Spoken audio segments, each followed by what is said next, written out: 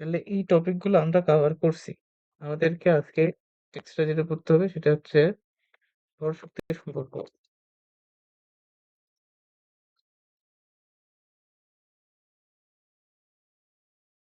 এটা বললে আমাদের আপেক্ষিকতা পুরোটাই শেষ হয়ে যাবে। তাহলে আমরা শুরু করি ভর শক্তি সম্পর্ক। তার মানে ভর আর শক্তির মধ্যে সম্পর্ক স্থাপন করতে হবে। কিছু একটা ইকুয়েশন দাঁড় করাইতে হবে। তাহলে আমরা প্রথমেই যেটা আমরা জানি, আমরা এই অধ্যায়ে সবসময় কি নিয়ে আলোচনা করতেছি, যে আমাদের যে বস্তু কণাটা থাকবে সেটা আলোর সমান বেগে যাবে, এরকম টাইপের জিনিসপত্র নিয়ে আমরা আলোচনা করতেছিলাম। নরমাল যদি কোনো বেগ থাকে তাহলে সেক্ষেত্রে তো এইসব কিছু আসবেই না, তাই না? আচ্ছা, তো প্রথমে যেহেতু ভর শক্তি সম্পর্ক যদি topic টা আমরা করতে চাই,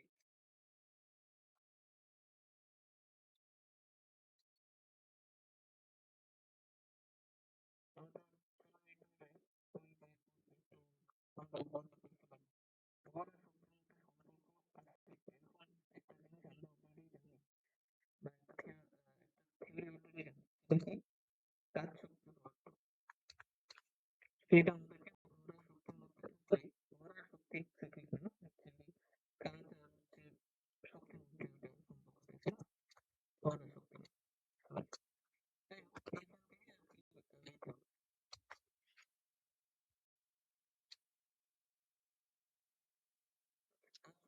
শক্তি বলতে কি ছিল, যে একটা কাজ W, এটা হলো কিসের সমান, গতি শক্তির পরিবর্তনের সমান, শেষ গতি শক্তি মাইনাস আদি গতি শক্তি, এটা ছিল। এবার W কে আমরা কি লিখতে পারি? হ্যালো, কথাগুলো শুনতে পাচ্ছ না এখন? আচ্ছা, দাঁড়াও তো। ওকে, হ্যাঁ, এবার এবার ঠিক আছে। আচ্ছা, তো এখন কাজ শক্তি বোধ থেকে আমরা কি বলতে পারি, সরি, এই ডাব্লিউ কে আমরা কি লিখতে পারি, এফ এক্স অল ইন্টু সরণ হাফ, এটাকে ডেল ই কে লিখলাম, লেখা যায়। আচ্ছা, এখন আমরা একটু এটা ডিফারেনশিয়েট করব। ডিফারেনশিয়েট করলে এই পাশে আসবে, ডিফারেনশিয়াল ফর্মটা আমরা আর কি নিব, মানে অতি ক্ষুদ্র সরণ হলে গতি শক্তিও তো ক্ষুদ্র পরিবর্তন হবে। ওইটা চিন্তা করলাম যে আমি বল প্রয়োগ করে অল্প একটু সরণ করাইছি ডিএক্স, তার কারণে যে গতিশক্তির পরিবর্তনটা হয়েছে দ্যাট ইজ ডিই কে। ঠিক আছে, এই পর্যন্ত ঠিক আছে। তাহলে এটা আমাদের একটা সমীকরণ চলে আসলো, F D is equal to DE কে। এরপরে এরপরে আমাদের চলে যাইতে হবে নিউটনের সেকেন্ড লোতে। নিউটনের সেকেন্ড ল কি ছিল, যে ও বলতেছিল যে বল আসবে ভরবেগের পরিবর্তনের হারের সমান। তো ভরবেগের পরিবর্তনের হার হচ্ছে বল। আচ্ছা, ঠিক আছে। এখন ডি ডিটি ভরবেগ মানে কি, এমভি। তো আমরা নিউটনিয়ান মেকানিক্সে কি করছিলাম, নিউটনিয়ান মেকানিক্সে ধরে নিয়েছিলাম যে এমটা আমাদের ধ্রুবক, এমটা এটা আমরা ধ্রুবক ধরে নিতাম, কারণ এম তো চেঞ্জ হবে না। তো এমটা আমরা বাইরে নিয়ে আসতাম, তারপর কি হতো, এম ডিভি ডিটি, তারপর আমরা লিখতাম এম এ। এখন আমরা যদি ভরটাকে পরিবর্তনশীল ধরি, ভরটাও চেঞ্জ হইতে পারে, তাহলে এটাও একটা ভ্যারিয়েবল, বেগটাও একটা ভ্যারিয়েবল হয়ে যাবে। তাহলে D DT of M V, তাহলে ইউভি সূত্র আমি কাজে খাটালাম, ইউভি সূত্র, কারণ আমরা দেখতেছি যে এই অধ্যায়ে ভর চেঞ্জ হয়ে যায়। আমি যদি দ্রুত গতিতে আলোর সমান বেগে যাই তাহলে ভরটা চেঞ্জ হয়ে যাবে। তাহলে আমরা লিখলাম m কে রেখে দাও ডিভি ডিটি প্লাস v কে রেখে দাও ডি।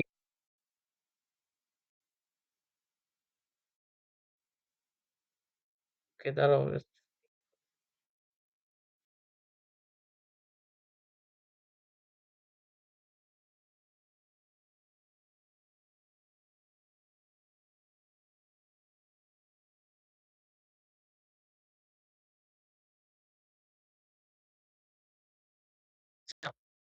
তাহলে সবকিছু ক্লিয়ার তো না?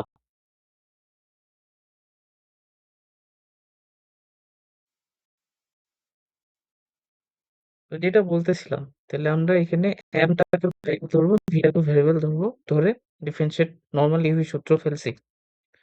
এরপরে আমরা যেটা করবো, ওই পক্ষকে fdx দিয়ে গুণ করে দাও, fdx দিয়ে গুণ করে দাও, তারপর একটু সাজিয়ে লিখতেছি এইভাবে, dv dx dt plus v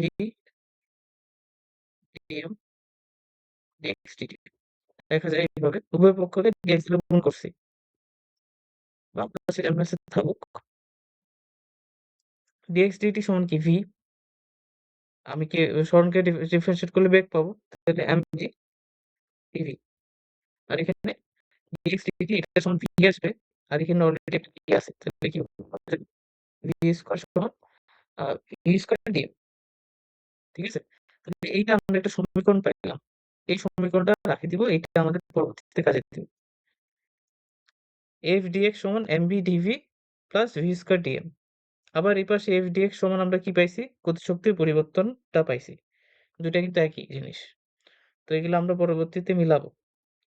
আচ্ছা, এরপরে আমরা এই চ্যাপ্টারেই শিখছিলাম যে গতিশীল ভর এবং স্থির ভরের মধ্যে একটা সম্পর্ক ছিল, যে কোনো একটা বস্তু যদি v বেগে আলো সমান বেগে যাওয়া শুরু করে, তাহলে তার ভরটা টা হবে m naught root over 1 minus v square by c square, এটা হবে।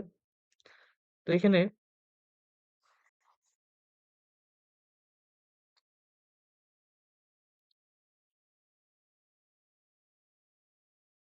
আমরা আসলে যেটা করার চেষ্টা করতেছি, আমরা হচ্ছে দেখবা ভর থেকে ভরের সাথে শক্তির সম্পর্ক নিয়ে আসবো কোনোভাবে, মানে m এর সাথে e কে এর সম্পর্ক নিয়ে আসতে হবে কোনোভাবে।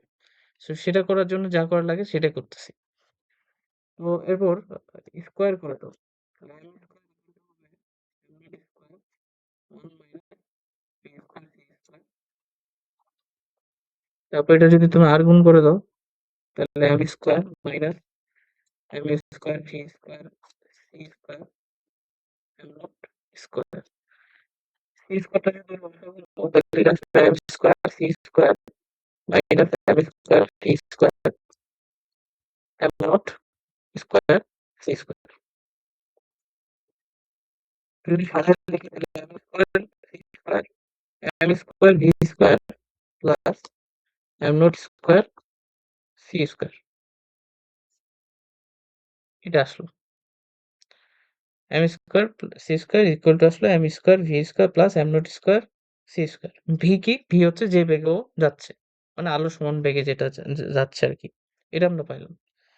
এই লাস্টের লাইন থেকে আমরা এখন কাজ করব। এই লাস্টের লাইনটাতে তোমার এখানে বলো তো, ভেরিয়েবল কে কে আর ধ্রুবক কে কে, বলো তো।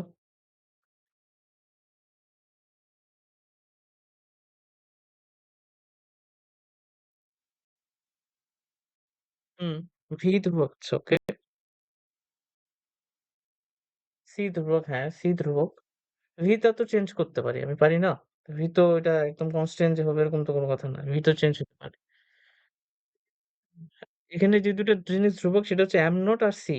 এম নট একটা স্থির বস্তুর ভর তো চেঞ্জ হবে না, কত বেগে তুমি নিছো সেটার উপরে তোমার গতিশীল ভরটা চেঞ্জ হবে, বাট এম নটটা তো যা আছে তাই।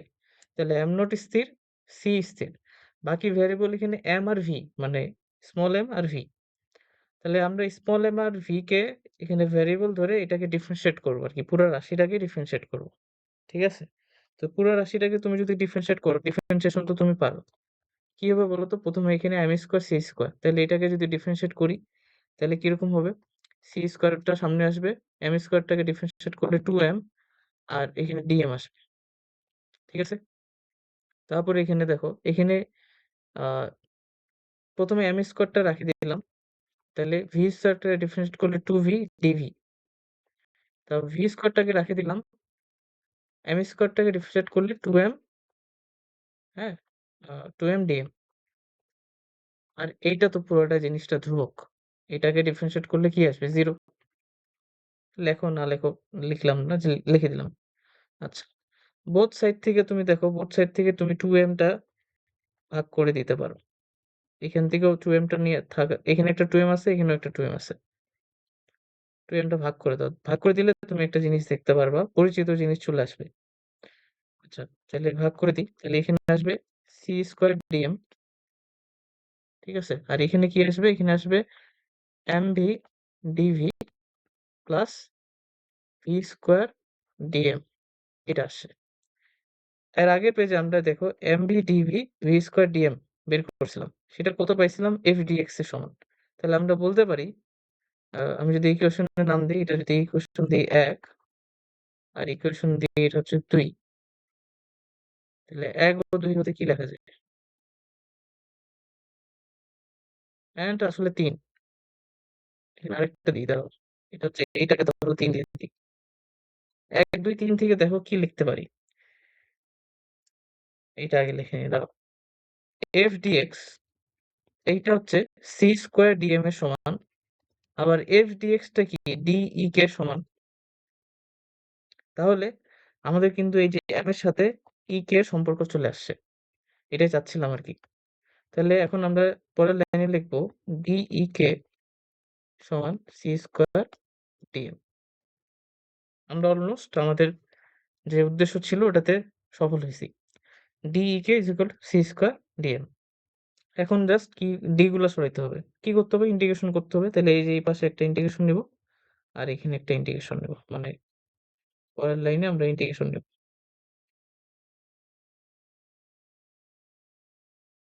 শেষ। এখন জাস্ট কি করতে হবে? ইন্টিগ্রেশনের লিমিট গুলো বসাইতে হবে। মানে লিমিট গুলো বসাইলে কাজ শেষ। লিমিট গুলো কিভাবে বসাবো? লিমিট গুলা এভাবে বসাবো। আমরা ধরবো এভাবে, ভর ১ম তো জিনিসটা কি ছিল? স্থির। ১ম এ এম নট থেকে এম পর্যন্ত আমরা নিব। ডিএম টা নিব। এম নট থেকে এম পর্যন্ত ডিএম এর পরিবর্তন। মানে কি? একটা বস্তুর ভর এম ছিল। একটা বস্তুর ভর এম ছিল। এটাকে তুমি বেগ দিছো। এম নট ছিল। এটাকে তুমি বেগ দিছো। তাহলে এম হয়ে গেছে। তাহলে এই যে পরিবর্তনটা সেটাই তো ডিএম। তাহলে ডিএম এর লিমিটটা কি হবে? এম নট থেকে এম পর্যন্ত, তাই না? এখন যখন এম নট ভর ছিল তখন গতিশক্তি কত? আর যখন এম ভর হবে তখন গতিশক্তি কত? এটা আরকি বের করতে চাচ্ছি। এটা আরকি আমাদের কন্ডিশন। ঠিক আছে? লিমিটটা বের করতে যদি চাই তাহলে এইভাবে হবে। যখন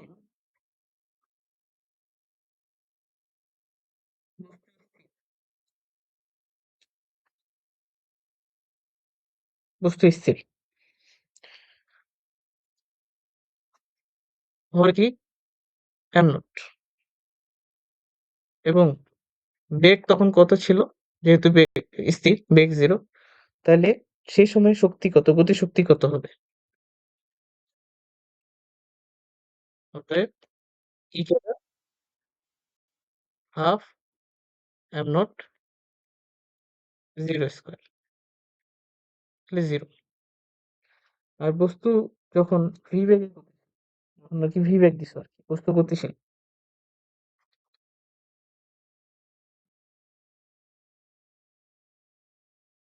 তখন বস্তুর ভর কি? এম, এম হয়ে গেছে বস্তুর ভর। আর বেগটা কত? বেগটা হচ্ছে ভি বেগ। তাহলে এখন তোমার গতিশক্তি কত? তাই না? এখন গতিশক্তি এটা, এখন গতিশক্তিটাকে আমরা কত জানি না। ওটাই আমরা ই টা ধরে নিচ্ছি। এটা হচ্ছে সমান। এইটা আরকি বের করব। যে যখন বস্তুটার ভর m, বেগটা v, তখন আসলে গতিশক্তিটা কত? সেটা ধরলাম। তাহলে লিমিটটা বসাই। তাহলে আমি ইকুয়েশনটা লিখে দিই। এখানে লিখে দিই সমান c স্কয়ার ইন্টিগ্রেশন dm। তাহলে dm কত থেকে কত? m নট থেকে m পর্যন্ত। যখন m নট ভর তখন গতিশক্তি কত? 0। আর যখন ভর m তখন গতিশক্তি কত? এর লিমিট দিয়ে দিলাম। এরপর ইন্টিগ্রেশন করতে হবে। তো এটা তো নরমাল একটা ইন্টিগ্রেশন, তাই না? এটা ইন্টিগ্রেশন করলে কি আসবে? ইন্টিগ্রেশন করলে আসবে 0 থেকে dx ইন্টিগ্রেশন এরকম সি স্কয়ার m, m থেকে m পর্যন্ত। এখানে কি আসবে? মাইনাস 0 মানে আর এখানে কি আসবে? একবারে লিখলাম এম স্কোয়ার, সরি আমি এই ভুল লিখছি নাকি ঠিক আছে কিনা, ইন্টু স্কোয়ার আসার কথা, আহ, না না ঠিক আছে, M minus M not C square. তাহলে এইটা আমাদের আনতে হতো, এটা এখন মুখস্থ রাখতে হবে, এটা আমাদের ফর্মুলা। এটা কে এটা কি বাইর হলো এখানে, এই যে এটা এখানে যে বের হলো, এটা কি বের হলো, এটা হচ্ছে গতিশীল অবস্থায় গতি শক্তি।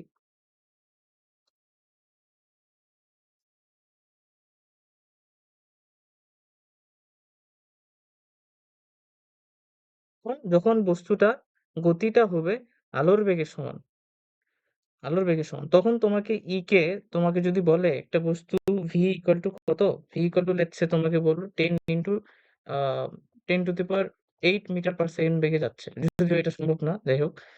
তো এখন তখন তুমি যদি সুন্দর মতো বসাই দাও, আচ্ছা তাহলে হাফ এম ভি স্কোয়ার এটাই তো ওর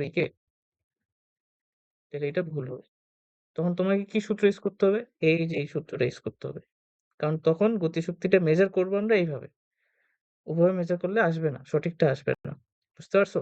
তাহলে যখন উম আমি দেখতেছি বস্তুটার বেগটা আলোর বেগের সমান কাছাকাছি, তখন আমাকে বস্তুটার গতিশক্তি যখন বের করতে বলবে, তখন এই সূত্রটা ইউজ করতে হবে। E K is equal to m minus m naught c square। ঠিক আছে? এটা গেল। এখন আরো কিছু জিনিস আছে। এটা আমরা কি বের করলাম? ওই বস্তুটার গতিশীল অবস্থায়, v বেগে গতিশীল অবস্থায় গতিশক্তিটা বের করলাম। এখন আমাদেরকে বের করতে হবে একটা টার্ম আছে, এটা এটা হচ্ছে এরকম, টার্ম তো না, আর বস্তুটা যখন স্থির থাকে বা স্থির বস্তুর জন্য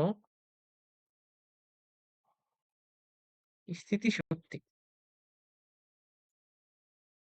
বা আমরা বলবো নিশ্চল শক্তি, স্থিতিশক্তি বা নিশ্চল শক্তি, এইটা হচ্ছে এম নট সি স্কোয়ার। এটা আমরা মনে রাখি, একটা বস্তু স্থির আছে, তাহলে ওই বস্তুটার স্থিতিশক্তি বা নিশ্চল শক্তিটা হচ্ছে এম নট সি স্কোয়ার। ঠিক আছে? এভাবে যদি বলে আর কি, নিশ্চল শক্তি হচ্ছে এম নট সি স্কোয়ার। আচ্ছা, তাহলে এখন আমরা যদি একটা বস্তুর মোট শক্তি বের করতে চাই, মোট শক্তি, মোট শক্তিটা কিভাবে বের করব? তাহলে মোট শক্তি, এটা ইপি দিয়ে দিই। মোট শক্তি কি ইপি প্লাস ইকে না, মোট শক্তি ইপি প্লাস ইকে। যখন একটা বস্তু স্থির থাকে, তখন ওর মধ্যে শুধু স্থিতিশক্তি বা নিশ্চল শক্তিটা বিদ্যমান থাকবে, কারণ ওর মধ্যে কোনো গতিশক্তি নাই।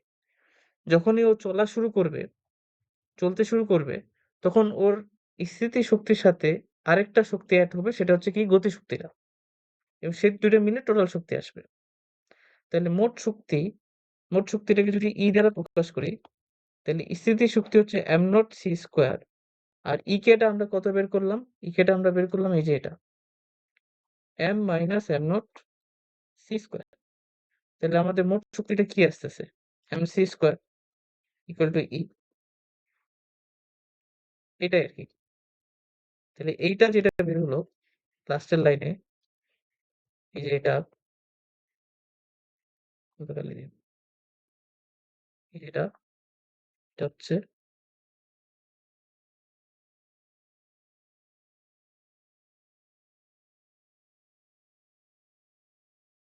মোট শক্তি। তাহলে এখানে কনফিউশন ক্লিয়ার করে দিই, তোমাকে যদি বলে একটা বস্তু ভি বেগে আলো সমান গতিতে যাচ্ছে, তাহলে তার গতিশক্তি বের করো, তাহলে তুমি এই সূত্রটা ইউজ করবা। তোমাকে যদি বলে একটি বস্তুর নিশ্চল শক্তি কত, বা স্থিতিশক্তি কত, তাহলে তুমি ওই বস্তুটার স্থির ভরের সাথে সি স্কোয়ার গুণ করে এটা বের করবা। আর যদি বলে মোট শক্তি কত, তাহলে তুমি এম সি স্কোয়ার বের করবা।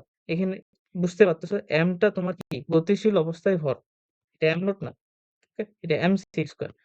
তাহলে মোট শক্তি এম সি স্কোয়ার, স্থিতিশক্তি শক্তি সূত্র এটা, আর নিশ্চল শক্তির সূত্র এটা, কনফিউশন যাতে না হয়। ঠিক আছে? এই পর্যন্ত তিনটা শক্তি এখানে আমরা আলোচনা করলাম। ঠিক আছে। এখন মোটামুটি আমাদের এটুকুই। তো এটা প্রতিবেদনটা সেটা কি আসবে কিনা? প্রতিবেদনটা আসবে না। প্রতিবেদনটা আমাদের বোর্ড পরীক্ষাও আসবে না এবং ইঞ্জিনিয়ারিং ভর্তি পরীক্ষাও আসবে না। কিন্তু ঢাকা বিশ্ববিদ্যালয় পরীক্ষায় যেখানে রিটেন হয় সেখানে এই প্রতিবেদনটা আসে। মানে এই যে তোমার এইখানে এইটা বের করতে বলে। বা এইটা না, সেখানে যেটা আসে সেটা হচ্ছে এইটা আসে। আমি ওটা দেখাই দিই। এটা হচ্ছে আমরা এখন বের করব মোট শক্তি, ভরবেগ আর হলো তোমার আরেকটা টার্ম কি জানি? আ গতিশীল ভর। মোট শক্তি, ভরবেগ এবং গতিশীল ভরের মধ্যে একটা সম্পর্ক আছে।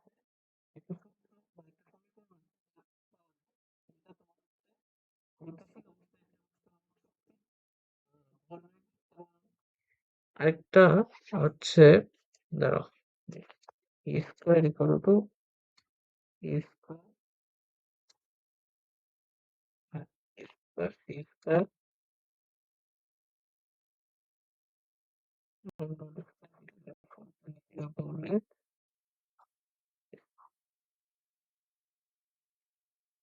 এটাই হবে। মোট শক্তি, ভরবেগ আর স্থিতিভর, স্থির ভরের সাথে একটা সম্পর্ক আছে। সেটা হচ্ছে এই সূত্রটা।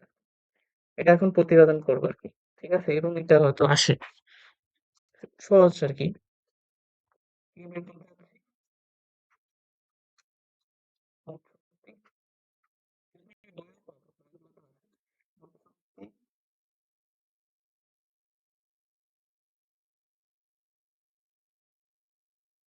স্থির ভর ও ভরবেগের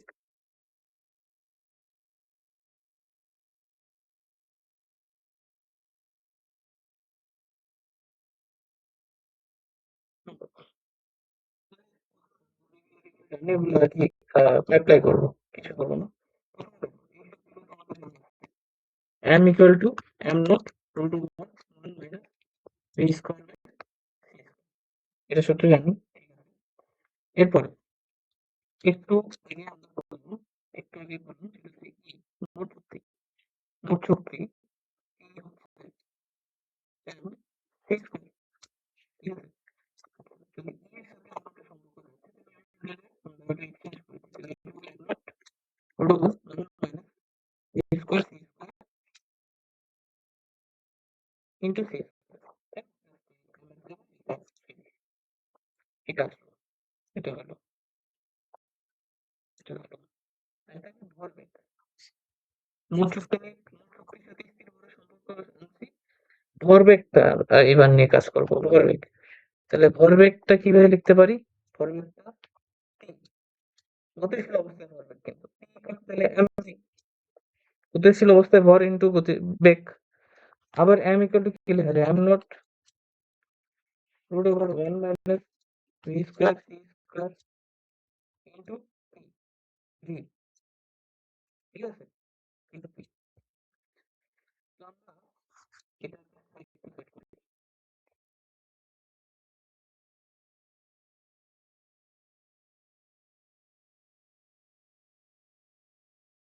এই সম্পর্কটাকে স্কয়ার করতে হবে। E square equal to কি আসবে? m naught square c to the power 4 1 minus v square c square। আর এখানেও স্কয়ার করতে হবে। তাহলে টি স্কয়ার ইকুয়াল আসবে M not square V square 1 minus V square C square.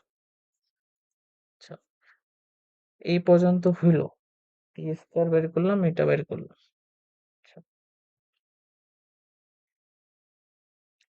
এবার কি করা যায়? এবার কি করতে পারি? P equal to M V M not root over 1 minus V square C square. V আসলো, স্কয়ার করে দিলাম। আচ্ছা, একটা কাজ করি। কি কাজ করব?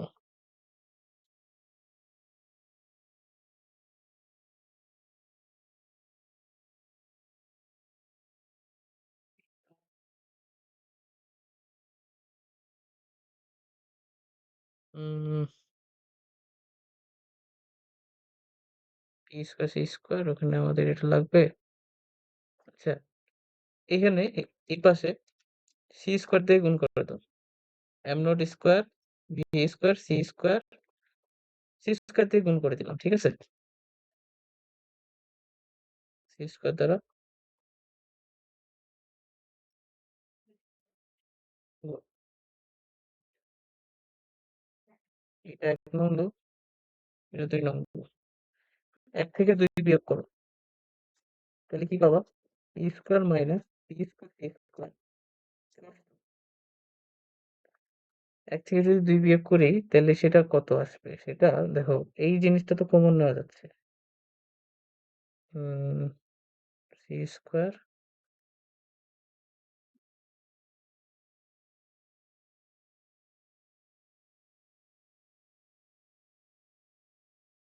দেখো তো এইটা আমি যদি এইভাবে লিখে দিই ডিরেক্ট লাইনটা বোঝা যায় কিনা? M not square C square 1 minus V square C square C square minus V square. দেখো এটা কি বুঝতে পারছো? এই যে এই জিনিসটা তো উভয় পক্ষে কমন আছে, তাই না? এই পার্টটা। তো এটা কমন নিয়ে নিছি। আর উভয় এখানে একটা সি স্কয়ার এখানে ২ টা সি স্কয়ার গুণ আকারে চিন্তা করো। তাহলে ওটা যদি কমন নাও তাহলে কিন্তু একবারে এটা লেখা যায়। এটা কি বুঝতে পারছো?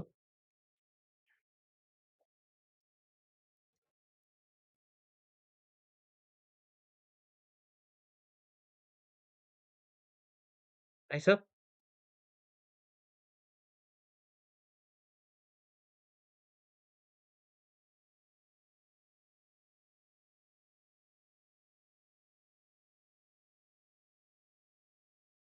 হ্যালো? পাইছো? বুঝোনি? কোনটারে? এই দেখো ও সরি আমি দুষি হুম, মানে এইটা থেকে এটা বিয়োগ দিছি। এটা থেকে এটা বিয়োগ দিছি। হ্যাঁ, বিয়োগ। গুণ না তো। এই যে বিয়োগ। দেখো মানে এই জিনিসটা তো কমন পড়তেছে, তাই না? এই যে এম স্কয়ার এই পার্টটা উভয় পাশে তো কমন পড়তেছে। ওটা কমন নিয়ে নাও। হ্যাঁ। তারপর এখানে জাস্ট নিচে লসাগু নাও। কাটাকাটি যাচ্ছে। সি স্কয়ারটা উপরে উঠায় দাও। তাহলে লাস্টে যে সমীকরণটা পাচ্ছ সেটা হচ্ছে ই স্কয়ার ইকুয়াল টু একবারে লিখি না, একবারে না লিখি। E square C square M not C to the power 4 এখানে স্কয়ার হবে। ওকে? তাহলে এই যে লাস্টের এই সমীকরণটা এইটাই আরকি ওই এই ৩ টা রাশির মধ্যে সম্পর্ক এটাই। হ্যাঁ,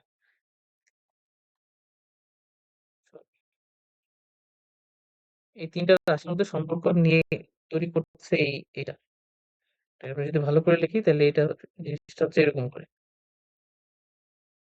ই square equal to P square C square M not square C to the power 4। সমীকরণটা তোমার খুব একটা কাজে দিবে না অঙ্কগুলাতে। বা এই সমীকরণ দিয়ে খুব একটা অঙ্ক নাইও। এই সমীকরণটা জাস্ট এটাই দেখাচ্ছে যে তোমার হচ্ছে গতিশীল অবস্থায় ভরবেগ, মোট শক্তি এবং স্থির ভরের মধ্যে একটা সম্পর্ক দেখাচ্ছে আরকি। যদি আসে তাইলে তুমি অবশ্যই কাজে লাগাবা। মানে যদি তোমার প্রশ্নে m নট বা ভরবেগ দিয়ে দেয়, গতিশীল ভরবেগ দিয়ে দেয় তাহলে বের করতে হতে পারে। তবে খুবই কম এই সমীকরণটা ইউজ হবে। খুবই কম ইউজ হবে আরকি। খুব একটা ইউজ হবে না। সো এইটাই আরকি। তো এইটা জাস্ট মনে রাখতে পারো আরকি। এটা যে একদম লাগবে এরকম না। মানে এই প্রতিপাদনটা, এটা। আচ্ছা। তবে আমাদের দরকার যেটুকু ছিল সেটা হচ্ছে এইটুকু। গতিশীল অবস্থায় গতিশক্তি, মোট শক্তি আর হচ্ছে স্থির বস্তুর জন্য স্থিতি নিশ্চল শক্তি।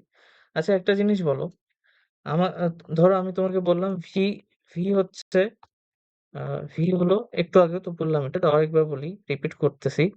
2 × 10⁻8 মিটার পার সেকেন্ড বেগে একটা বস্তু কণা বা একটা প্রোটন কণা বা একটা ইলেকট্রন যাচ্ছে। তোমাকে বলল ওই ইলেকট্রনটার গতিশক্তি বের করতে। তো তোমাকে বুঝে ফেলতে হবে যেহেতু বেগটা এত বেশি তখন তুমি এই সূত্র আর ইউজ করতে পারবে না। দ্যাট ইজ E কে ইকুয়াল টু তুমি ইউজ করলা কি 1/2 m v স্কয়ার। ঠিক আছে? তুমি 1/2 নিলা। m টা তুমি কি নিছো? গতিশীল অবস্থার ভরটা নিছো। Okay fine. ইনটু এখানে v স্কয়ার দিলা। এটা কিন্তু রং হবে। ঠিক আছে? এটা ভুল হবে। তোমাকে কি ইউজ করতে হবে? E কে ইকুয়াল টু তোমাকে ইউজ করতে হবে m - m0 c স্কয়ার এই সূত্রটা ইউজ করতে হবে। আচ্ছা। এইটা দিয়ে তুমি যেই শক্তিটা পাচ্ছ সেটা হচ্ছে গতিশীল গতিশক্তিটা পাচ্ছ এবং এই গতিশক্তিটাকে আমরা বলি আইনস্টাইনের গতিশক্তি, আইনস্টাইনের আপেক্ষিকতার গতিশক্তি।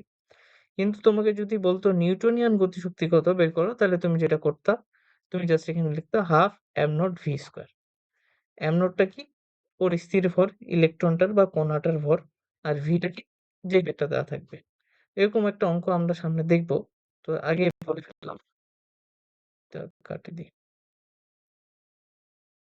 আচ্ছা, তাহলে এখন আমাদের অঙ্ক করতে হবে এবং এখান থেকে কিন্তু বোর্ডে অনেক প্রশ্ন আসে। তোমাকে একটু করে দেখাবো। এ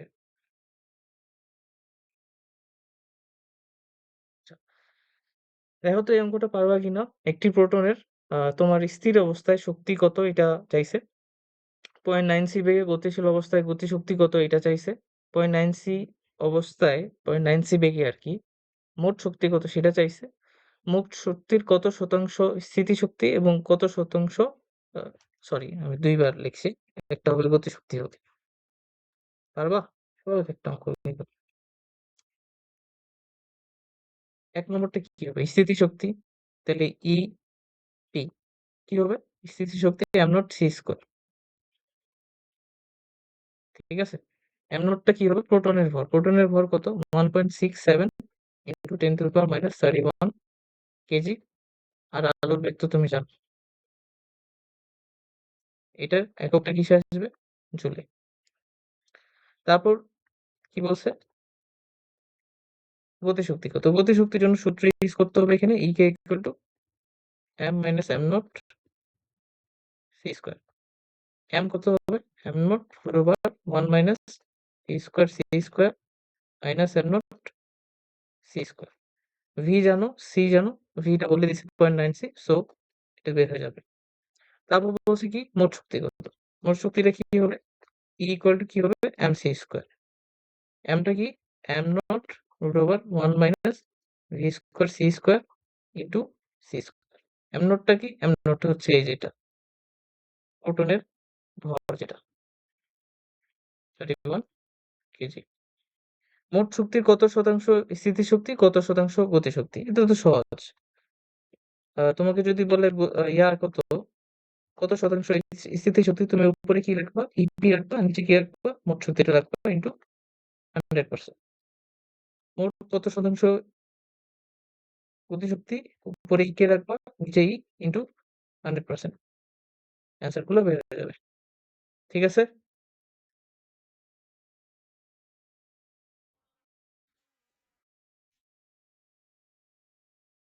একটি বস্তু কণার ভর এত কেজি, কণাটি এত বেগে গতিশীল হলে এর মোট শক্তি কত হবে? কণাটি নিউটনিয়ান গতিশক্তি এবং আইনস্টাইনের আপেক্ষিকতার গতিশক্তির তুলনা করো। সহজ, একদমই সহজ, কোনো ব্যাপার না। প্রথমে মোট শক্তি বের করতে বলছে, ভর দেওয়া আছে এটা, এইটাই হচ্ছে তোমার এম নট, এটা হচ্ছে তোমার ভি। তাহলে মোট শক্তি কত হবে? ই ইকুয়াল টু কি হবে? এম সি স্কোয়ার, সরি, হ্যাঁ ঠিক আছে, এম সি স্কোয়ার। তাহলে এটা হবে এম নট বরাবর 1 minus V square C square into C square. বাকিটা করে দেওয়ার দরকার নেই। আর কি চাইছে? নিউটনিয়ান গতিশক্তি এবং আইনস্টাইনের আপেক্ষিকতার গতিশক্তির তুলনা করো। তাহলে জাস্ট তোমাকে তুলনা মানে কি? ভাগ করা, ভাগ করতে পারো, বিয়োগ করতে পারো।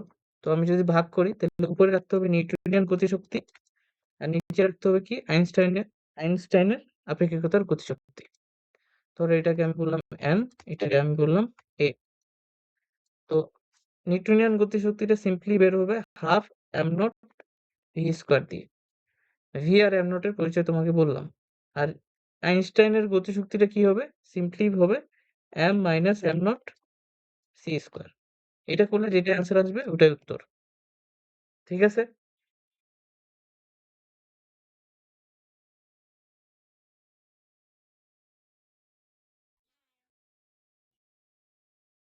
তারপর এটা পারবা, দেখে নিও।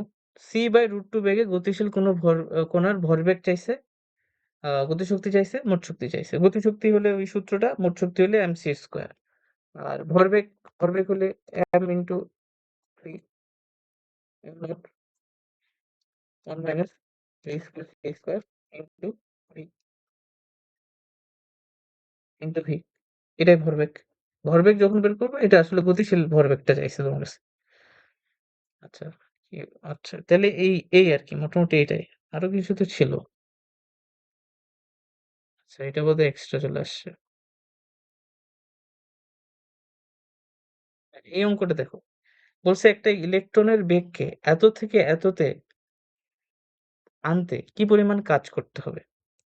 ধরো আমি তোমাকে এইটা আর এইটা বাদ দিছি। তোমাকে বললাম একটা ইলেকট্রনের বেগ, একটা ইলেকট্রন না। তোমাকে বললাম হচ্ছে m কেজি ভরের একটা বস্তুকে,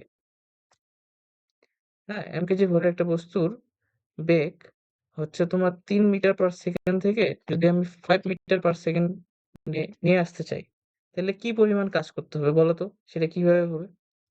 সিম্পলি কাজ শক্তি উপপাদ্যটা না? যে কাজ W টা কি হবে? Half m v square minus half m u square. এইটা জিনিসটা কি? ইকে ফাইনাল, এটা কি? ইকে ইনিশিয়াল না? তাহলে এই অঙ্কটা তো ওইটাই। কাজ শক্তি উপপাদ্যটাই তো। এখানে কি হইছে? বেগের পরিবর্তন হইছে। বেগের পরিবর্তন হলে কাজ করা হইছে এখানে। তাহলে কাজটা কিভাবে মেজার করব? বেগের পরিবর্তন দিয়ে গতিশক্তির পরিবর্তন দিয়ে মেজার করা যাবে। জাস্ট এখানে যেটা আসবে যে তোমার গতিশক্তির পরিবর্তনটা এখানে হিসাব করতে হবে আইনস্টাইনের সূত্রগুলা দিয়ে। কারণ তোমার বেগগুলা আছেই আলোর সমান বেগে। নরমাল কোনো বেগ না। ফলে হাফ এমভিএ স্কয়ার সূত্র তুমি ইউজ করতে পারবে না। জাস্ট তোমাকে এখানে যেটা বের করতে হবে ইকে ফাইনাল কত আর ইকে ইনিশিয়াল কত। তাইলে তুমি কাজ শক্তি উপপাদ্য দিয়ে কি পরিমাণ কাজ হবে সেটা তুমি বের করতে পারবা। তাহলে ইকে ফাইনালটা কি? এটা সূত্র M minus M not C square. তাহলে এম এখানে যখন এমটা বের করবা তখন কিন্তু সূত্র কি করবা? M not root over 1 minus এখানে ভি কি ইউজ করবা? ভি ফাইনালটা by C square. 1 minus V square actually minus M not C square. আমি অঙ্কটা করে দিচ্ছি না, বলে দিচ্ছি। আর এখানেও তুমি একই সূত্র ইউজ করবা।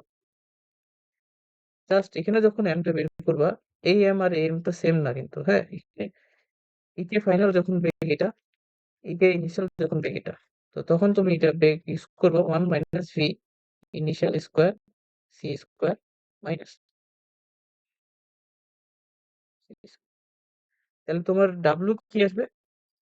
গতিশক্তির পরিবর্তন, তাই না?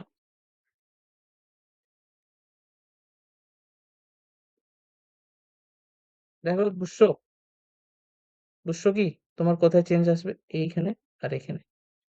অর্থাৎ তোমার এইটা, এইটা আর এইটা আলাদা আসবে ২ টার ক্ষেত্রে। মানে গতিশীল ভরটা ভি ইনিশিয়াল এই অবস্থায় যা হবে, ভি ফাইনাল অবস্থায় তো একই হবে না। সেইজন্য এই অবস্থায় ই কে এফ পাবা, এই অবস্থায় ই কে আই পাবা। এই ২ টা পরিবর্তনটাই ডাব্লু সহ। বুঝছো?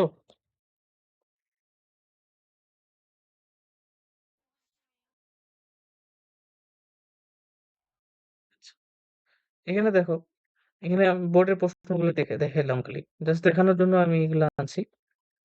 এটা কি বলছে? ঢাকা বোর্ড আর বরিশাল বোর্ডে আসছে ২৫ সালে।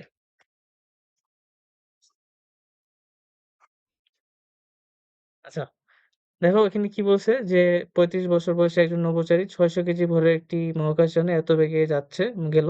তার হিসেবে ২০ বছর পৃথিবীতে ফেরত আসলো। সেটা ঠিক আছে। ঘ নম্বর প্রশ্ন বলছে মহাকাশযানটির আপেক্ষিক গতির দ্বিগুণ হবে। এটা বিশ্লেষণ করো। সহজ একটা প্রশ্ন না? আপেক্ষিক গতিশক্তি মানে ই বের করতে বলছে। MC square. নিশ্চল গতিশক্তি মানে এম নট সি স্কয়ার। এখন এটা জাস্ট দেখতে হবে যে ই বাই আমি ধরলাম যে ই নট এটা 2 আসে কিনা? আসলেই আমাদের অ্যান্সার হয়ে যাবে। বুঝতে পারছো? সহজ একটা অঙ্ক কিন্তু। তারপরে দেখো ৩ নম্বরে প্রশ্নে পড়ি আরকি। প্রশ্নে পড়ি। নিশ্চল অবস্থার নিশ্চল অবস্থায় তুলনায় পর্যবেক্ষক এখন বেশি শক্তি ধারণ করেন। আ তোমার এটা যথার্থটা দেখাইতে বলছে। তো নিশ্চল অবস্থায় শক্তি কি m নট c স্কয়ার আর যখন v বেগে যাবে তখন শক্তিটা কি mc স্কয়ার। তো জাস্ট ভ্যালু গুলো বাইর করে বিয়োগ করে দেখাইলেই তো হয়ে যায় যে হ্যাঁ, এখন বেশি শক্তি ধারণ করছে। ঠিক আছে? তারপরে এই ১৮ নম্বরটা দেখো।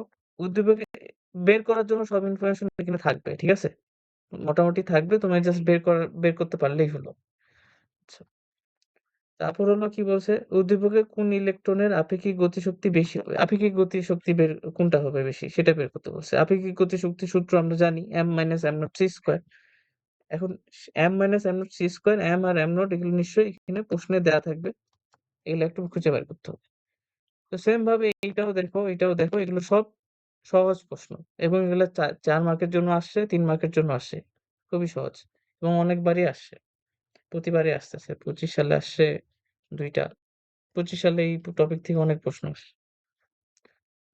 ওকে, তারপরে তারপরে আমাদের আজকে নতুন, ঠিক আছে, এটা নিয়ে তো আর কোনো সমস্যা নাই তো। এইটা টপিক এখানেই শেষ করলাম।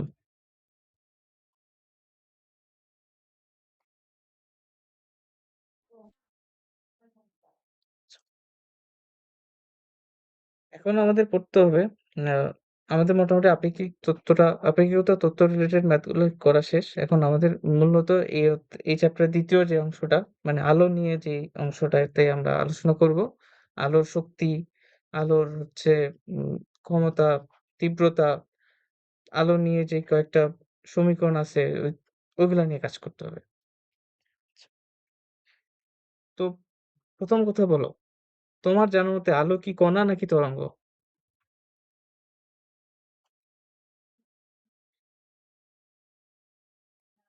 আলো কি কণা নাকি তরঙ্গ? কোনটা হবে?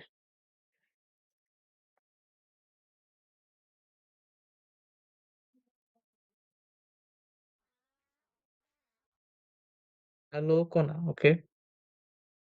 আলো কি তরঙ্গ বলতে পারবে না?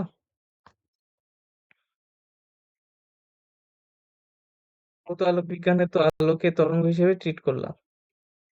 তরঙ্গ মুখ, আরো কত কি, তারপর ব্যতিচার, হ্যাঁ, আর কত কিছুই যে করলাম। তাহলে ওটাকে আমি কি আলোকে তরঙ্গ হিসেবে তো চিন্তা করছি। প্রতিফলন, প্রতিসরণ, কত কিছুই ছিল। তাহলে আলো কিন্তু কণা এবং আলো একই সাথে তরঙ্গ। তাহলে ২ টাই হবে। আলো ২ রকম ভাবেই আচরণ করে। কিছু আলোর ধর্ম আছে যেগুলো কণা আলোর কণা ধর্মটা দিয়ে ব্যাখ্যা করা যায়। আবার কিছু আলোর ধর্ম আছে যেগুলো আলোর তরঙ্গ ধর্মটা দিয়ে ব্যাখ্যা করা যায়। তো আলো একসাথে আসলে তরঙ্গ এবং কণা ২ টাই। তো কখনো কণার মতো আচরণ করে, কখনো তরঙ্গের মতো। আসলে ব্যাপারটা এরকমও না। এটা আসলে বিরাট বড় একটা টপিক। যে আলো কণা নাকি তরঙ্গ? আসলে আলো ২ টাই বলা হয়, যে এজন্য আলোকে বলা হয় আলো, এটাকে বলে আলো যেহেতু কণা এবং তরঙ্গ ২ টার মতোই আচরণ করতেছে, এজন্য এটাকে বলা হয় ডুয়াল নেচার অফ লাইট বা আলোর দ্বৈত নীতি। আলো একই সাথে ২ ভাবেই থাকতে পারে। তো এইটা একটু বই থেকে একটু রিডিং করে নিও। কারণ তে এই প্রশ্নটা আসতে পারে যে আলোর দ্বৈত নীতিটা ব্যাখ্যা করো বা এরকম টাইপের কিছু আসতে পারে। ঠিক আছে? যেমন আমরা দেখছিলাম যে আলো কি হচ্ছে? আলোর প্রতিফলন হয়, আলোর প্রতিসরণ হয়, আলোর ব্যতিচার হয়, আলোর অপবর্তন হয়। এগুলো কিন্তু আলোর তরঙ্গ ধর্ম। কারণ তরঙ্গ ব্যতিচার হতে পারে। কণার তো ব্যতিচার হয় না। এরকম আরকি। আবার তুমি দেখবা যে আলোর তড়িৎ ক্রিয়া আরকি, আইনস্টাইনের যে তড়িৎ ক্রিয়া, সেটা আবার দেখবা যে আলো কণার মতো আচরণ করতেছে। এরকম আরকি। তো এটাই। তারপর আ মানে ব্যাপারটা হয় এরকম যেটা,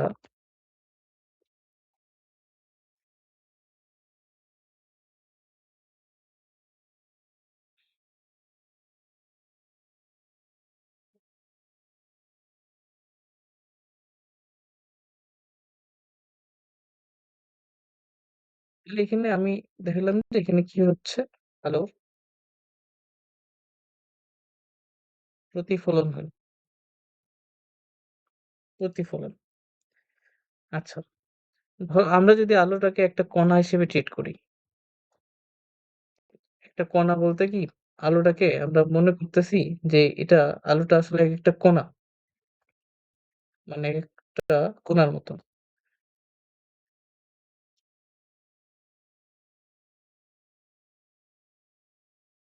এরকম কিছু আরকি। তাহলে এখানে যদি ধরো একটা বল, এখানে যদি এভাবে আমি কণা করে দিই, তাহলে ওই বলটা এখানে ধাক্কা খেয়ে ঠিক এই দিকে চলে যাইতে পারে। যদি আমি অন্য কিছু ঘর্ষণ-টর্ষণ এগুলা চিন্তা বাদ দিই। তাইলে বলটা কিন্তু প্রতিফলনের মতো একটা ধর্ম দেখাইল। সো আলুটাও আসলে একটা আমরা কণা হিসেবে ট্রিট করতে পারি। যদিও এইভাবে এই জিনিসটা এইভাবে আসলে বলা যায় না। আরো সুন্দরভাবে হয়তো বলা যায়।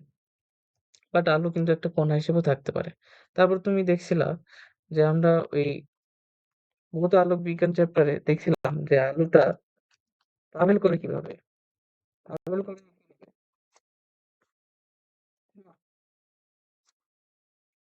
এরকম একটা ছিল। আলু আমরা দেখছিলাম যে ইলেক্ট্রোম্যাগনেটিক ওয়েভ যেটা মাধ্যম ছাড়াই ট্রাভেল করে।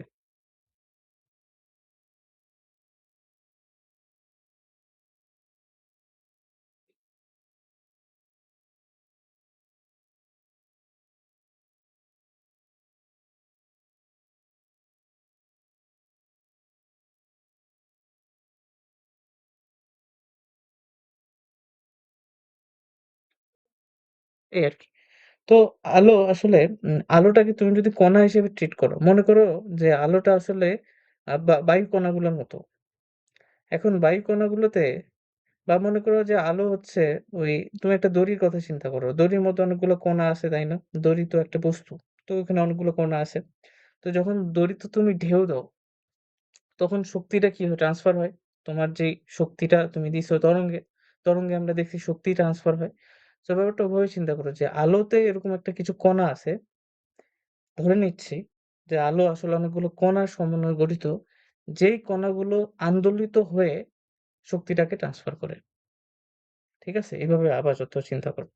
যে মনে করো যে আলো আসলে কতগুলো কণা আলো যখন যাচ্ছে মানে কতগুলো কণা তখন যাচ্ছে এবং কণাগুলা কি হচ্ছে? আন্দোলিত হচ্ছে হয়ে শক্তিটাকে ট্রান্সফার করতেছে। কাইন্ড অফ এরকম আরকি। এখন সেই কণাগুলোর নাম হচ্ছে ফোটন কণা। নাম তো নিশ্চয়ই শুনছো। আমরা বারবারই বলি ফোটন কণা এত বেগে যাচ্ছে, ফোটন কণা এইটা, এইটা, হ্যান-ত্যান। তো আলোর এই কণাগুলাকে আমরা বলব ফোটন কণা।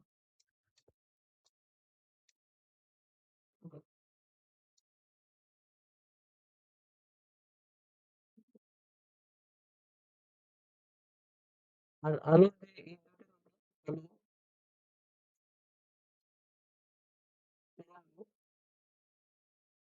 ও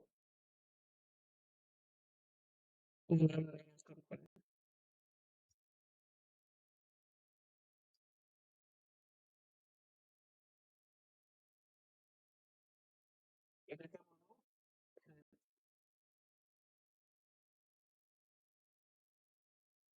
আলোর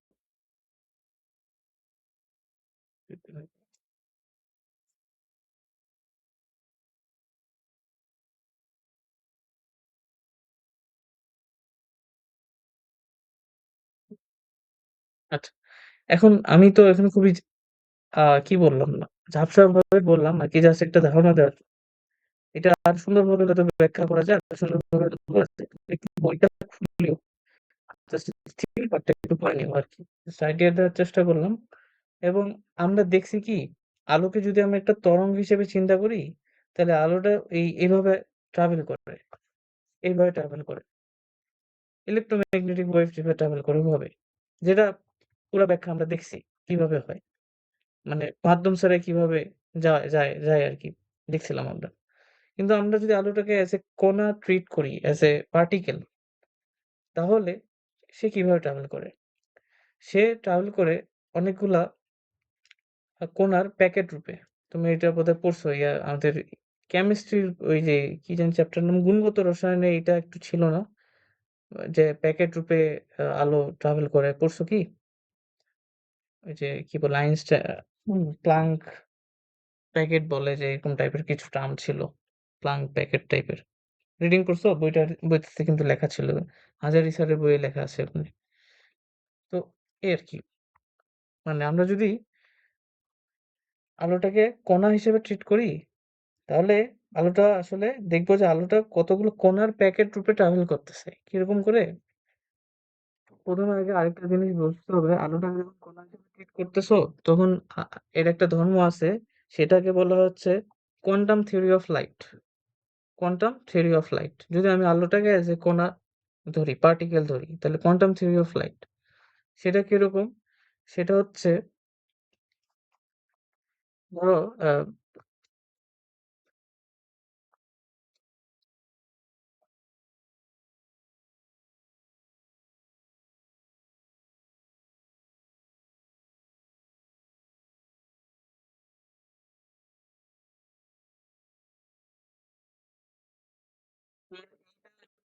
টপিক মনে আছে?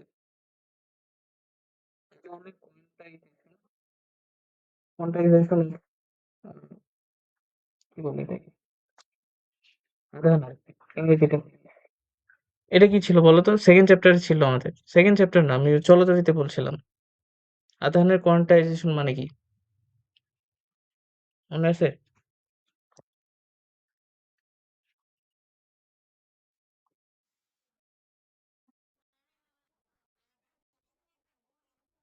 হ্যাঁ, হ্যাঁ, কারেক্ট।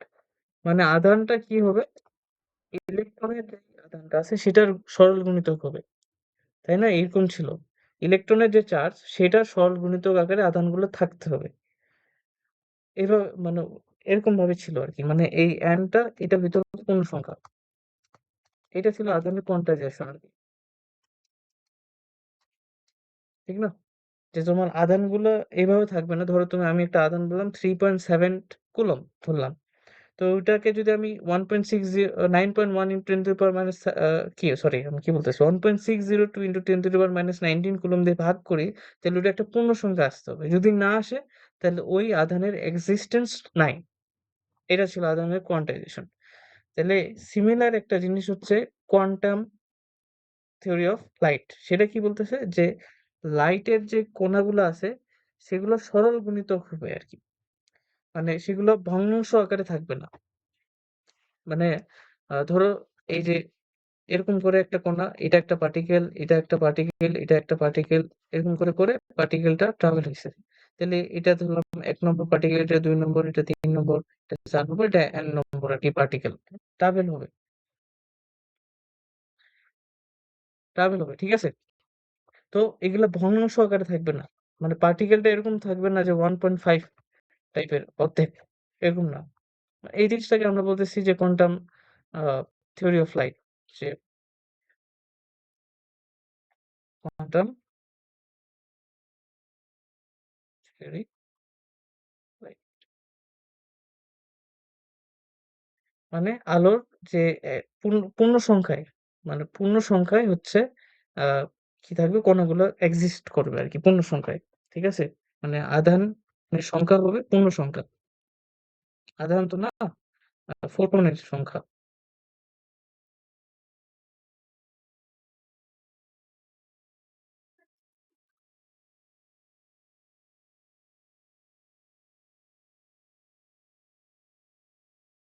ঠিক আছে? ১ম কথা এটা। পূর্ণ সংখ্যা। সব পূর্ণ সংখ্যায় হবে। এরপরে যেটা বললাম যে কোয়ান্টাম থিওরিতে আমরা কি দেখতেছি যে মানে আলোর পার্টিকেল থিওরিতে দেখতেছি আলো হচ্ছে পার্টিকেল।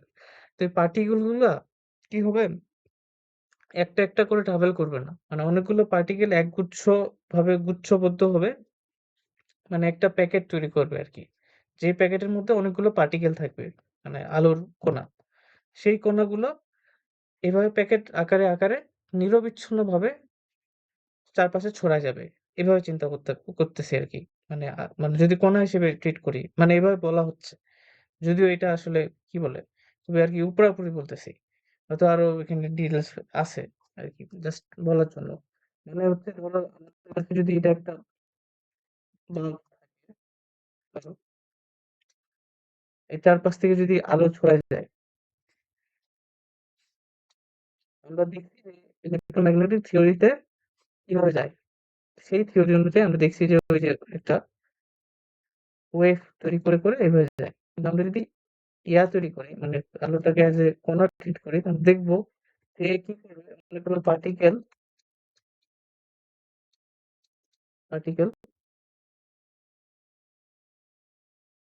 এই যে এগুলো হচ্ছে একটা পার্টিকেল আরকি। পার্টিকেল গুলো একটা প্যাকেট তৈরি করবে, করে নিরবচ্ছিন্নভাবে কোনো গ্যাপ থাকবে না। প্রত্যেকটা প্যাকেটের সাথে আরেকটা প্যাকেটের কোনো গ্যাপ থাকবে না। উইথআউট এনি গ্যাপ তারা ট্রাভেল করবে। এটা একটা প্যাকেট, এটা তার সাথে আরেকটা প্যাকেট, একটা প্যাকেট, একটা প্যাকেট, এরকম করে বন্ধ করবে। এটা ছিল আরকি। তো এটা যাই হোক তোমাকে আরো একটু পড়তে হবে। একটু রিডিং করতে হবে বইয়ে। ঠিক আছে? তো এখন যেটা আরকি আমরা পড়বো সেটা হচ্ছে আ একটা সম্পর্ক তৈরি করার চেষ্টা করব। আলোর এই তরঙ্গ এবং কণার তত্ত্বের মধ্যে একটা সম্পর্ক আনার চেষ্টা করব। ঠিক আছে? তারপরে এই আলোটার শক্তি নিয়ে আমরা আলোচনা করব। এই যে কণাগুলোর কথা বলতেছি, যে একেকটা ফোটন কণা, এগুলোর শক্তি কিরকম হবে আরকি?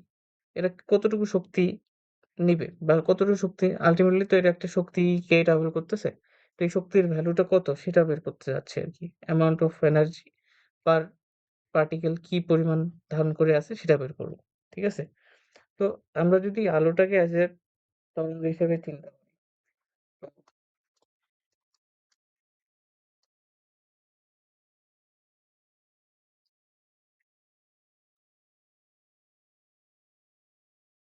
আমরা কি বলতে পারি না যে এই যে আলোর যে শক্তিটা, এই শক্তিটা এই কণাগুলোকে মানে কণাগুলোকে সমানুপাতিক। এটা তো পড়ছো বোধহয় ইয়াতে কেমিস্ট্রিতে। কি সমানুপাতিক F বলা যায় না? বলা যায় কিনা বলো তো? তারপর কি হতে পারি? আমরা এটাকে সরাই দিতাম, এখানে একটা ধ্রুবক দিতাম। এই ধ্রুবকটার নাম কি? বলো। হুম, প্লাঙ্কের ধ্রুবক। এটার ভ্যালুটা কি বলো? H কত?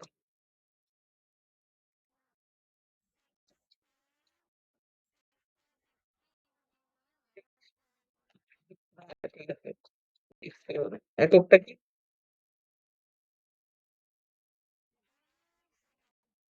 সেকেন্ড হ্যাঁ। তো প্লাঙ্কের ধ্রুবক এটা। এটা প্লাঙ্ক কনস্ট্যান্ট।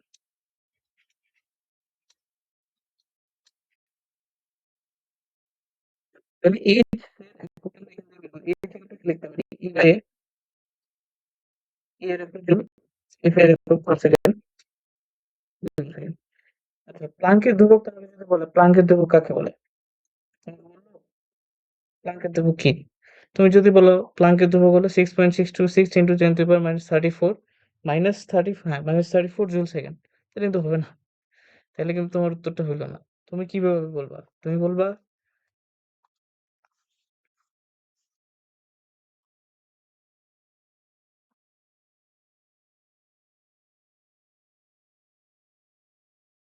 F কে তুমি যদি 1 ধরো, 1 ইউনিট ধরো, বুঝছো? F কে তুমি 1 ধরলা। তুমি বলবা যে আ ১ হার্টজ মানে প্লাঙ্ক ওই কি ফ্রিকোয়েন্সির যে এককটা ওটাকে হার্টজও বলে। ১ হার্টজ কম্পনে কম্পনরত কোনো একটি আলোর তরঙ্গ যে পরিমাণ শক্তি ট্রাভেল করে সেটাই হচ্ছে h। বুঝতে পারছো? তুমি এটাকে যদি 1 ধরো তাহলে h ইকুয়াল টু আর কি E না? তাহলে ১ হার্টজে কম্পনরত কোনো একটা তরঙ্গ যে পরিমাণ শক্তি ট্রাভেল করতেছে সেটাই তো প্লাঙ্কের ধ্রুবক। তুমি এভাবে বলবা আরকি। যদি কেউ তোমাকে বলে প্লাঙ্কের ধ্রুবক কাকে বলে?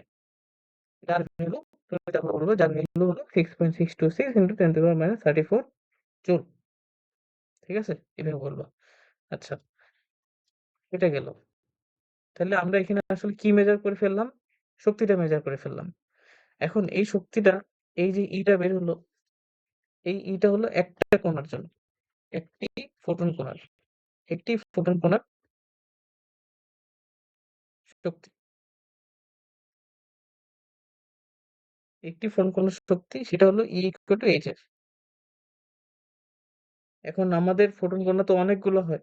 আমরা দেখছিলাম যে ফোটন কণাগুলো প্যাকেট আকারে যায়। তাহলে তোমাকে যদি বলে N-টি ফোটন কণার শক্তি কত হবে? এ বলবা কি? যেহেতু গুণিতক আকারে জিনিসটা হচ্ছে তাহলে N-H জাস্ট শক্তিটা গুণ হয়ে যাবে। একটা কণার শক্তি যদি E হয় তাহলে অ্যান্টি কণার শক্তি হবে, সরি, একটা কণার শক্তি যদি HF হয় তাহলে অ্যান্টি কণার শক্তি হবে কি? NHF।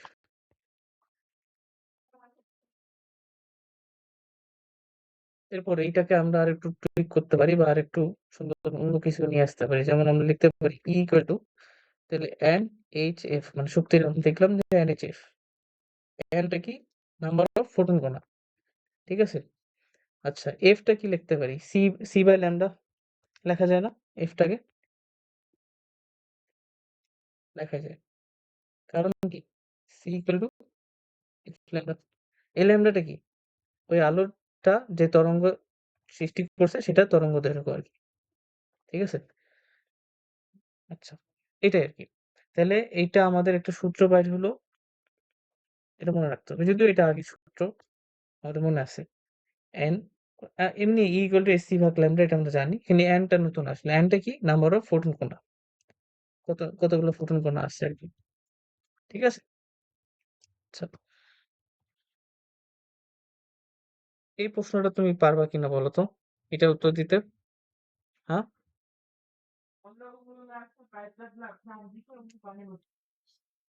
এত তরঙ্গের দৈর্ঘ্যের একটি ফোটন কণার শক্তি নির্ণয় করো এবং সেটা ইলেক্ট্রোভোল্টে প্রকাশ করো। পারবা না? এখানে জাস্ট একটারই কথা পারবা। শক্তিটা পারবে। জাস্ট কি হবে? hc ভাগ ল্যামডা। c জানা, h জানা, ল্যামডা জানা। ল্যামডা ১ অ্যাংস্ট্রম সমান কত? 10 মিটার। এটা পারবা। ইলেক্ট্রোভোল্টে পারবা? ইলেক্ট্রোভোল্টে আনতে এখানে এককটা কি আসবে? জুলে আসবে। সবকিছু করার পর তোমার এসআই একক বসালে জুলে আসবে। জুল থেকে এখন ইলেক্ট্রোভোল্টে আনতে পারবা? তুমি এটা জানো ১ ইলেক্ট্রোভোল্ট সমান, এটা তো আমরা পড়ছি ইয়াতে, এই কি বলে, চলতরিতে পড়ছি। ১ ইলেক্ট্রোভোল্ট সমান কত জুল? তড়িতে পড়ছি এখন। মনে আছে এটা? অন্য সূত্র। ১ ইলেক্ট্রোভোল্ট সমান 1.602 into 10 to the minus 19 joule. ঠিক আছে? ভুলে গেছো? ডাব্লু সমান কি বলতো তো? ডাব্লু কি একটা কাজ না? ডাব্লু কে আমরা কিউ ইন্টু ভি লিখতে পারতাম? লিখতে পারতাম। এই কিউটা যদি ইলেকট্রন হয় আর ভিটা যদি ভোল্ট ধরি, তাহলে ইলেকট্রনের চার্জ দিয়ে গুণ করব, আর এটা হচ্ছে ভোল্ট। এটাকে বলতেছি আমরা হচ্ছে ইয়া কি বলে, জুল। ঠিক আছে? এটা ভোল্ট দিয়ে গুণ করে দিলে ওই যে এইজন্য আর কি, দেখো এইটা তোমার কিসের সমান আসছে? ইলেকট্রনের আধানের সমান আসছে। যাই হোক, এটা মনে রাখো। এটা দরকার। এটা রাখিয়ে দিই, এটা কাজে দিবে। 1 ইলেক্ট্রোভোল্ট সমান 1.602 into 10 to the power minus 19 joule. তাহলে এই জুল থেকে যদি আমি ইলেক্ট্রোভোল্টে আনতে চাই তাহলে কি করতে হবে? সিম্পলি কি করতে হবে? ভাগ করে দিতে হবে নাকি? ভাগ করে দিতে হবে। হুম, ওকে। কত তাপমাত্রায় কোনো গ্যাস অণুর গতিশক্তি এত তরঙ্গের ফোটনের কণার শক্তির সমান হবে? কত তাপমাত্রায়?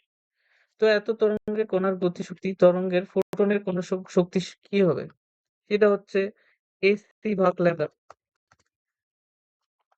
এইটা কিসের সমান বলতে কি করতে হবে?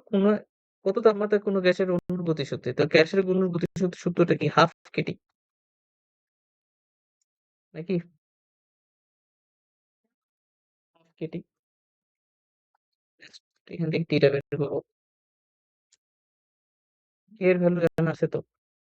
1.38 into 10 to the power minus 23 joule per kelvin. এটা কোথায় ছিল? এটা আমাদের প্রথম চ্যাপ্টারের মানে ফার্স্ট পেপারের লাস্টের অধ্যায়টা, হাফ কেটি।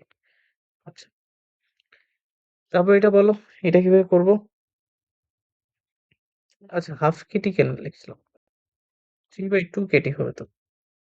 একটা কোণা বলছে না? সরি, 3/2 কেটে 3/2 একটা মানে একটা কোণা হিসেবে চিন্তা করতেছি আরকি। এরপর একটি লেজার আ আ এত কম্পাঙ্কের এক বর্ণে আলোক রশ্মি উৎপন্ন করে যার ক্ষমতা এত ওয়াট। আচ্ছা, ক্ষমতা চলে আসছে। তাহলে ক্ষমতা আগে পড়তে হবে। আচ্ছা। শক্তি বের করতে পারি। শক্তি বের করতে পারলে ক্ষমতা বের করতে পারব না?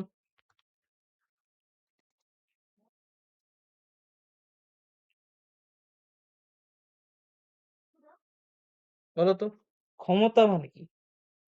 ক্ষমতা কি বলো?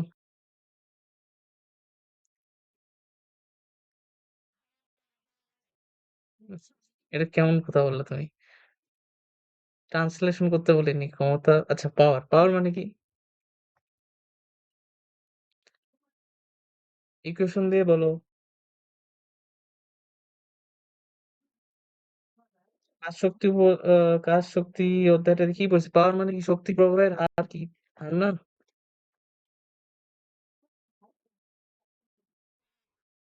এটাই বলতেছি। শক্তি প্রয়োগ। তার মানে কি? পাওয়ার পাইতে গেলে কি করতে হবে? শক্তিকে বা কাজকে ইকুইভ্যালেন্ট সময় দিয়ে ভাগ করতে হবে শেষ। এটাই তো। তাহলে আমরা আলোর শক্তি বের করতে পারছি। সেটা কি? আলোর শক্তি হচ্ছে NHF ডিভাইডেড বাই T। এটা একটা সূত্র হয়ে গেল। আর কি সূত্র হতে পারে? NHF এর জায়গায় C বাই ল্যামডা দিয়ে দাও। তাহলে T ল্যামডা।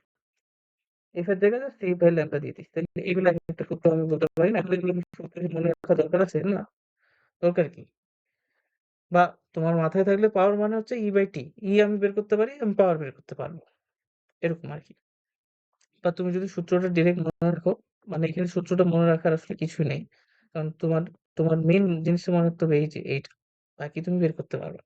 আচ্ছা, তাহলে ঠিক আছে। এখানে তাহলে এই সূত্রে আমরা কি, কি দেখতেছি? আমরা দেখতেছি n হচ্ছে নাম্বার অফ ফোটন কণা। ধরো ৫০০ টা ফোটন কণার তোমার ক্ষমতা বের করতে বলল।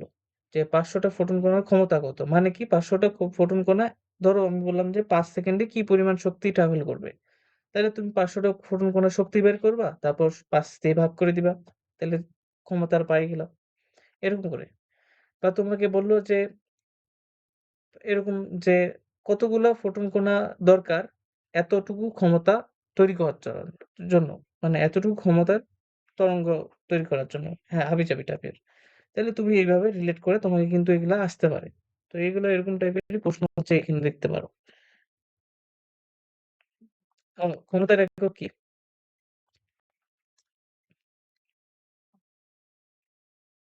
হুম? এটা পারছো। চলো। একটি লেজার এত হার্জের এত হার্জের কম্পাঙ্কের এক বর্ণীয় আলোক রশ্মি উৎপন্ন করতে পারে। তাহলে এফ উৎপন্ন করে যার ক্ষমতা মানে যে রশ্মিটা তৈরি করবে সেটার ক্ষমতা দিয়ে দিছে তোমাকে পি দিয়ে দিছে। মানে সেকেন্ডে কি পরিমাণ শক্তি ট্রাভেল করতে পারবে সেটা দিয়ে দিছে। আলোক রশ্মি একটি ফোটনের শক্তি কত? একটা ফোটনের শক্তি চাইছে। তাহলে এফ দেওয়া আছে ফোটনের শক্তি কিভাবে বের করবো? সমস্যা? ইকুয়াল টু কি হবে? এইচ এফ একটা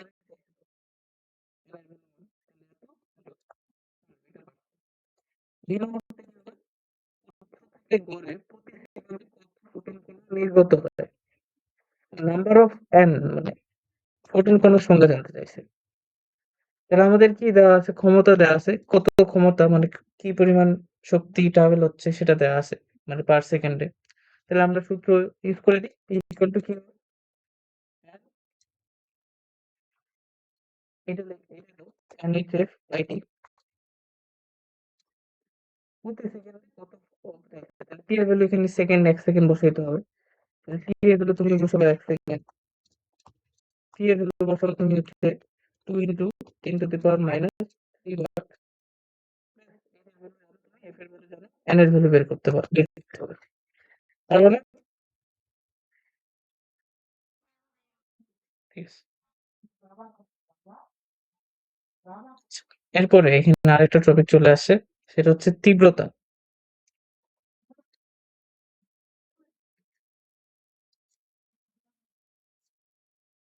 তীব্রতা কি? বলো। এটার সংজ্ঞা আমি দিছি তোমাকে। তীব্রতা কাকে বলে? ভৌত আলোক বিজ্ঞান চ্যাপ্টারে তীব্রতা নিয়ে আলোচনা করছি বলো।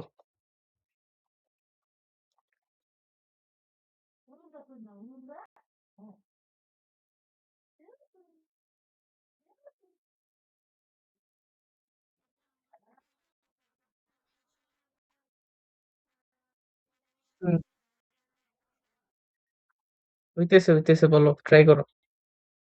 ধরো আমি এখানে একটা টর্চ লাইট জ্বালাইলাম, তাহলে এই টর্চ লাইটটা এই ক্ষেত্রফল এ, এটা এর ক্ষেত্রফল, এর একক ক্ষেত্রফলে কি পরিমাণ আহ শক্তির হার বললো না, হ্যাঁ ওটাই, কি পরিমাণ পাওয়ার পাচ্ছে সেটাই হচ্ছে তীব্রতা, আলোর তীব্রতা।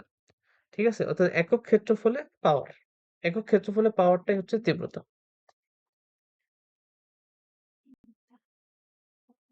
একক ক্ষেত্রফলে পাওয়ার, এটা সংজ্ঞাটা আমি সুন্দর করে লিখে দিয়েছিলাম কিন্তু, হয়তো ওইটাই ছিল একক ক্ষেত্রফলে শক্তি প্রবাহের হার। শক্তি প্রবাহের হার মানে পাওয়ার, তাহলে একক ক্ষেত্রফলে পাওয়ার, তাহলে এটা প্রকাশ করে ইন্টেন্সিটি আই দিয়ে, এটা কি একক ক্ষেত্রফলে পাওয়ার, মানে পাওয়ার ডিভাইডেড বাই এ। পাওয়ার আমরা বের করতে পারি না, পারি N H F by D, তার সাথে একটা এইচ হবে, আর কি হতে পারে এন এইচ এফ এরপর প্লাস সি ভাগ ল্যামডা, ল্যামডার সাথে টি আসবে আর তার সাথে একটা টি আসবে, এই সূত্র মুখস্থ করা দরকার আছে, এই তো তাহলে তুমি বেশি ভাবতেই পারো। ক্লিয়ার হলো? আচ্ছা, তাহলে তীব্রতা আর কি, একক ক্ষেত্রফলে কি পরিমাণ তোমার হচ্ছে পাওয়ার আছে। তাহলে ধরো একটা টর্চ লাইট তোমার চোখে আমি দিলাম হঠাৎ করে, তো তুমি কিন্তু একটু পেইন ফিল করবা, কারণ পাওয়ার ওখানে একটা শক্তি তোমার চোখের মধ্যে গেছে। তো ধরো মানে তোমার তীব্রতাটা যত বেশি হবে, তোমার নাম্বার অফ ফোটন কণা তত বেশি হবে, কারণ আই ইজ সমানুপাতিক এন আমরা এখানে দেখতে পাচ্ছি, মানে যত বেশি ফোটন কণা ট্রাভেল করবে তত বেশি তীব্র আলো আমরা দেখতে পারবো, মানে অ্যাটলিস্ট সমীকরণগুলো থেকে তো তাই বোঝা যাচ্ছে। তো এগুলো দিয়ে একটা অঙ্ক আছে হচ্ছে এটা, যে বলছে মানুষের ন্যূনতম যে তীব্রতা আলো সহ্য করতে পারে তার মান হচ্ছে এত ওয়াট পার মিটার স্কোয়ার, মানে এতটুকু তীব্রতার আলো সে সহ্য করতে পারে। তার মানে এখানে আইটা দেওয়া আছে, এটা হচ্ছে আই। তাহলে প্রতি সেকেন্ডে আমাদের চোখে কত ফোটন কোনো প্রবেশ করবে নাম্বার অফ এন জানতে আছে। চোখের যে তারার ক্ষেত্রফল সেটা বলছে, মানে এ দেওয়া আছে, আর আলোর কম্পন কটা এফ দেওয়া আছে। তাহলে আমাদেরকে এন বের করতে হবে, তাহলে এই সূত্রের কাজে লাগাও। আই ইকুয়াল টু আমরা জানি পি ভাগ এ, আবার আই ইকুয়াল টু কি লিখতে পারি, এন এইচ এফ এ ভাগ টি। পি এর ভ্যালুটা বসাই দিলাম, এখান থেকে আই এর ভ্যালু তোমার জানা আছে, এখান থেকে দেখো আই এর ভ্যালু তুমি জানো, এইচ এর ভ্যালু তোমার জানা আছে, এফ এর ভ্যালু দেওয়া আছে, এ এর ভ্যালু দেওয়া আছে, টি এখানে তুমি এক থেকে বসাবা, কারণ তোমার এখানে বলছে প্রতি সেকেন্ডে, তাহলে এখান থেকে এন বের হয়ে যাবে, তাহলে এত টি আসবে। বুঝছো?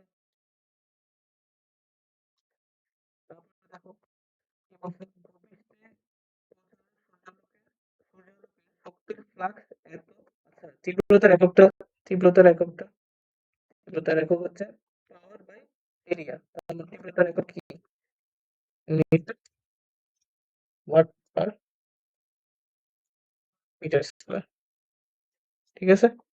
আচ্ছা, এখন এই দেখো এককটা দেখে বোঝা যাচ্ছে এটা আসলে তীব্রতা। তীব্রতাকে একটা নাম দিয়েছি শক্তি ফ্লাক্স। এটা নতুন নাম আমরা পেলাম। তাহলে আমরা এটা নতুন একটা নামও পাইলাম, যে শক্তি ফ্লাক্স বলে এটা আমরা কি বুঝবো, তীব্রতা। যাই হোক, এককটা দেখে বোঝা যাচ্ছে এটা তীব্রতা। প্রতি বর্গ মিটারে প্রতি সেকেন্ডে পার ইউনিট এরিয়াতে পার সেকেন্ডে কত ফোটন আপতিত হয়। আমাদের মধ্যে সূর্যালোকের ফোটনের গড় তরঙ্গ দৈর্ঘ্য ল্যামডাটা দেওয়া আছে। তাহলে আমাদের প্রতি বর্গ মিটারে প্রতি সেকেন্ডে নাম্বার অফ এন বের করতে হবে। তাহলে আমরা জাস্ট কি করবো, আই ইকুয়াল আমরা কি জানি, এন, আই ইকুয়াল টু আমরা জানি পাওয়ার ভাগ এরিয়া।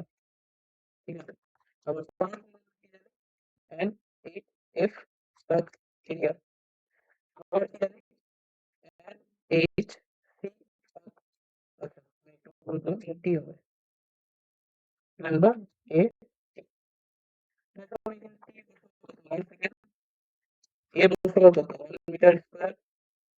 ঠিক আছে, সি এর ভ্যালু তোমার জানা আছে, এইচ এর ভ্যালু জানা আছে, ল্যামডাটা তোমাকে দিয়ে দিছে 550 ন্যানোমিটার, i এর ভ্যালু তোমার জানা আছে, যত দেওয়া আছে 1.388 10 to the power 3 watt metre square. তোমাকে কি বের করতে হবে এখান থেকে? এনটা বের করতে হবে। পারবে না?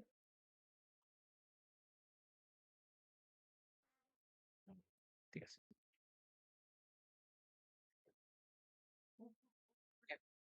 এটা হচ্ছে বোর্ডের প্রশ্ন। এটা বোধহয় রাজশাহী বোর্ড 25 সালে, একটু ঝাপসা আছে। প্রশ্নটা খালি পড়ো। উৎস থেকে নির্গত প্রতিটি ফোটনের শক্তি হিসাব করো। সিম্পলি তার সূত্র হবে এই যে, বা ইনফিনিটি ভাগ ল্যাম্ডা। এরপরে ল্যাম্ডা বাই ল্যাম্ডা। এটুকু করলে 3 মার্ক। তারপরটা দেখো, এটাও সেম। আপতিত ফোটনের শক্তি কত? সিম্পলি এইচ সি ভাগ ল্যাম্ডা বা এইচএফ। এইটা দিলে 3 মার্ক পাই যাচ্ছ। ঠিক আছে? এতই সহজ। সো বোর্ডের মধ্যে খুব একটা প্যারা খাবা না। ইঞ্জিনিয়ারিং করলে হয়তো একটু এভাবে এই জিনিসগুলো আসবে। ঠিক আছে? এই জিনিসগুলো একটু কঠিন লাগতে পারে। তাই না? এখন তো পড়লা এজন্য জিনিসটা সহজ লাগছে। হয়তো পরের জিনিসগুলো নিয়ে আসতে একটু প্যারা হইতে পারে। তো এই জিনিসগুলো হয়তো বোর্ডে আসবে না। বাট বোর্ডে যেগুলো ওই শুরুর যে সূত্রগুলো সেগুলো আসবে। ঠিক আছে? তাহলে আজকে এখান থেকে। আর হচ্ছে তুমি কি ওই যে উদ্ভাসী মডেল টেস্টে ভর্তি হইছো?